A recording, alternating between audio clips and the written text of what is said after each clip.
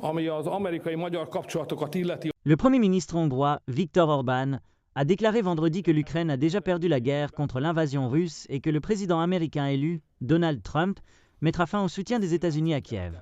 Orbán est l'hôte du sommet de 2 jours qui a commencé dans la capitale hongroise, Budapest, où la guerre en Ukraine était en tête de l'agenda lors de la réunion des dirigeants des 27 pays membres de l'Union européenne, dont la plupart croient que la poursuite de l'approvisionnement de l'Ukraine en armes et en aide financière est un élément important pour la sécurité du continent.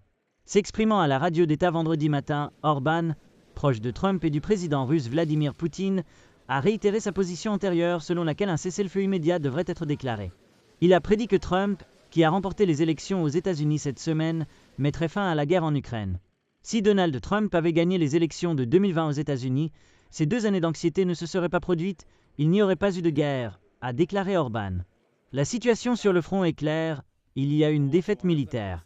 Les Américains se retireront de cette guerre, a-t-il ajouté. Les forces russes ont réalisé de petits progrès récemment dans l'est de l'Ukraine, bien que les positions sur le front soient restées principalement stables pendant des mois. Cependant, les forces ukrainiennes ont du mal à faire face à l'armée russe, qui est plus grande et mieux équipée.